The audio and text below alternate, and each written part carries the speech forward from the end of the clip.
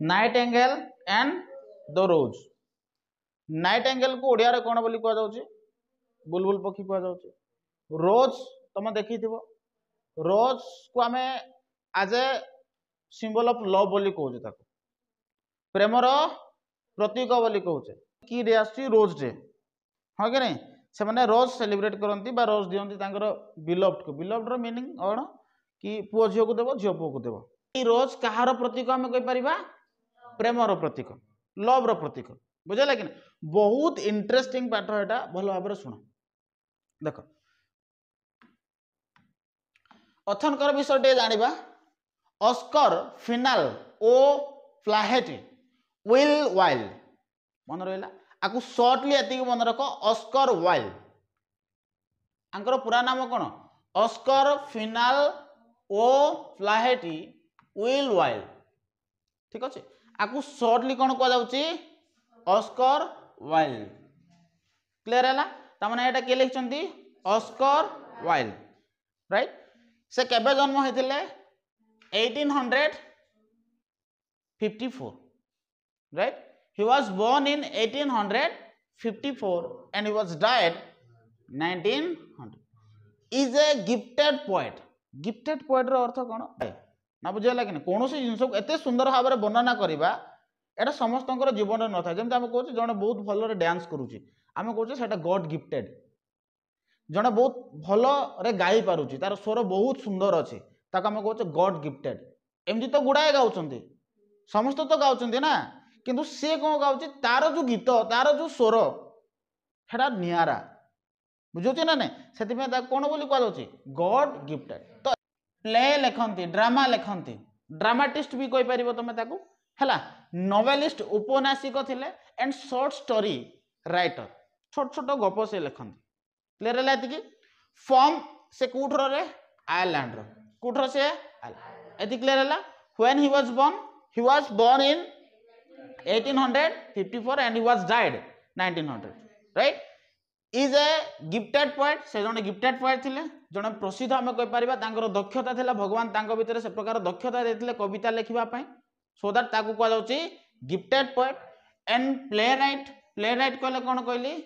जो माने ड्रामा लिखंती हां कि नहीं ताको हम कहउचे प्ले राइट सेमति नोवेलिस्ट उपन्यासिक थिले जो उपन्यास लिखे हैला आउ कोन कहथले एट शॉर्ट स्टोरी राइट छोट छोट गप लिखंती बहुत सुंदर गप गुडा से स्टोरी रे एते सौंदर्यता थाए एते सुंदरता थाए बुझुचे ना नहीं पढ़िबा लोक मनमुग्ध हो जिवो तांकर लेखिबा एते उज्जवलता थिला एते स्पष्टता थिला कि समस्त ताको पढ़िया पई भल पाउथिले बुझला कि नहीं तापर कोन genial humour and an insight into human nature genial humour कहले जेनियल ह्यूमर होची आनंद और खुशी पढ़िबो तो स्वाभाविक भाव में बहुत खुशी फील करिवो से तांकर से प्रकार कोन थिला स्टोरी गुडा को थिला ह्यूमन तापर एठिर कहछि कि ह्यूमर मीन्स कोन ह्यूमर मीन्स होची हास्य ह्यूमर मीन्स कोन ह्यूमर होची हास्य बुझला कि नहीं कोनोसी भी जिंस हो जते बेला हमें देखुचे से समय हमको जदी हस लागुचे बुझला कि नहीं ताको हम कोन बोली कहउचे ह्यूमर हस कांद हम एक्सप्रेशन जोटा थाउचे हम अनेक समय हसी दउचे हाँ कि नहीं आउ अनेक समय कांदी दउचे अनेक समय रागी जाऊचे ए टाइप रो तो फीलिंग्स थाउचे मनुष्य भीतर हाँ कि नहीं ताकू कौन बोली कह जाउची साधारणतः ह्यूमर बुझला कि नहीं ता माने आमे एथिरे या कहले कि ऑस्कर वाइल्ड जे थिले से जने गिफ्टेड पोएट थिले हाँ कि नहीं प्ले राइट थिले नोवेलिस्ट थिले एंड शॉर्ट स्टोरी राइटर थिले तांकर स्टोरी गुडा को बहुत सुंदर थिला दीप्तमान थिला हम कहि परिबा से जने विज्ञ लेखक बा विज्ञ स्टोरी राइटर थिले तांकर स्टोरी गुडा को बहुत सुंदर लागे पढ़िबा पई जोटा कह जाय छै एटारे स्पार्कलिंग विस्ट लिखा जाय छै हां कि नहीं यार अर्थ बहुत सुंदर लागुची जेनियल ह्यूमर थाउची तांकर जो स्टोरी रे थाए जेनियल ह्यूमर हमको पढ़िबा को बहुत भलो लागे से गुडा को बुझो छै ना and an insight in human nature आउ एथरे देखिबो कि प्रकृति ह्यूमन नेचर कहले मनुष्यर जो प्रकृति जो थाउची मनुष्यर स्वभाव को जो थाउची ई स्वभाव वास्तव रे कोन मनुष्य को टाइप रो से कौन जिनस करने को भल पाए कौ जिनस करने को से भल पाए ना आदि जिनस को से नहीं कि कौन करती स्टोरी राइट करती ये क्लियर है बुझला कि नहीं ओके बर्तमान देखा जाको एठरे गोटे इमेज माध्यम मु रिप्रेजेंट करिछि ह्यूमन इमोशन को जाको आमे कहूचे बा ह्यूमर जाको आमे कहि परिबा राइट आमे अनेक समय हसुचे के कांदुची के दुखी होउची that is called cone humour right एबे बुझबा ए जो स्टोरी जोडा अछि एटा स्टोरी कोन वार्म अप टिके पढिबी you are acquainted with fairy tales acquainted रो अर्थ कोन परिचित थिबो तमे हां कि नै ए के रे मांकड़ भाई कहा सहित कथा होची बाघ सहित कथा होची हाँ कि नहीं ये किए